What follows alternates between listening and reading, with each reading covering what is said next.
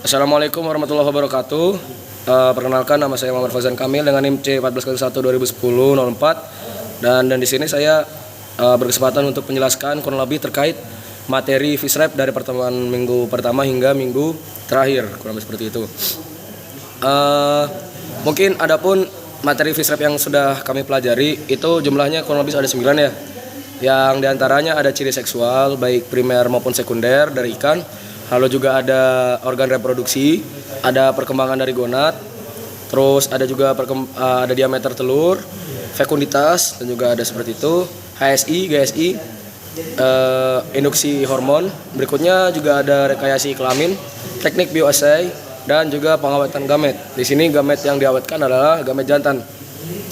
Mungkin dimulai dari reproduksi. Reproduksi didefinisikan sebagai sebuah proses yang menghasilkan keturunan untuk melangsungkan dari generasi spesiesnya ke generasi terbaru sehingga tidak terputus baik secara seksual maupun aseksual. Untuk ciri seksual pada ikan sendiri itu sebenarnya dibagi menjadi dua, yaitu ciri seksual primer dan juga sekunder. Ciri seksual primer untuk ikan itu kurang lebih sama ya untuk semua jenis ikan. Itu untuk jantan ciri seksualnya adalah memiliki testis. Dan juga untuk betina itu ciri seksualnya memiliki ovarium.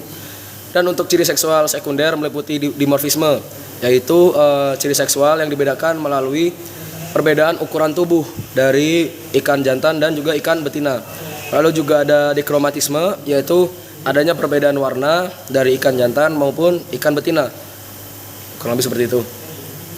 Mungkin untuk hasil praktikum sendiri itu menunjukkan ciri seksual yang dimiliki oleh ikan nila, yakni ada dua ya, yaitu ada lubang urogenital untuk betina dan juga sepasang testis untuk jantan. Lalu ada pun ciri seksualnya itu dimorfisme, di mana tubuhnya ikan jantan itu lebih ramping dan ikan betina relatif lebih besar. Karena apa? Karena di ikan betina perkembangan gonadnya akan lebih besar. Lalu definisi gonad itu apa sih? Definisi gonad adalah kelenjar endokrin yang berfungsi untuk memproduksi gamet organisme, baik gamet jantan maupun gamet betina. Nah, untuk tingkatannya sendiri atau perkembangannya, gonad itu bisa dilihat teman-teman, yakni TKG atau tingkat kematangan gonad 1, 2, 3, 4, hingga 5. Nah, untuk hasil praktikumnya sendiri, untuk ikan nila yang kami bedah dan kami identifikasi terkait gonadnya, itu berupa TKG 1 atau tingkat kematangan gonad 1 karena testisnya masih berbentuk seperti benang tipis. Jadi masih belum terlihat seperti testis pada umumnya hingga TKG 4 ataupun 5, tapi masih berupa benang tipis dan belum bisa menghasilkan sperma ketika di stripping. Kurang lebih seperti itu teman-teman. Dan untuk diameter telurnya sendiri, diameter telur sebelumnya saya jelaskan dulu definisinya, yakni pengukuran panjang telur induk betina yang memasuki TKG 3 hingga TKG 4. Kenapa TKG ini untuk diidentifikasi? Karena pada tahapan TKG ini telur betina relatif mudah untuk diidentifikasi, kurang lebih seperti itu. Lalu telur yang sudah dikeluarkan akan dihitung jumlahnya. Nah, perhitungan jumlah telur ini disebut sebagai fekunditas. Dan untuk hasil praktikumnya sendiri itu menghasilkan diameter telur yang berukuran 41,03 sedangkan fekunditasnya sebesar 886. Nah, berikutnya kita membicarakan mengenai GSI dan HSI ya. Untuk GSI sendiri adalah gonadosomatic index dan HSI adalah hepatosomatic index. Nah, apa sih definisinya antara GSI ini?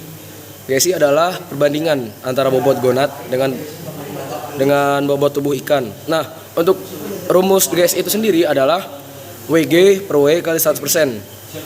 Dan juga HSI adalah hepatosomatic index, yaitu perbandingan antara bobot hati atau bobot hepar dengan keseluruhan bobot tubuh ikan.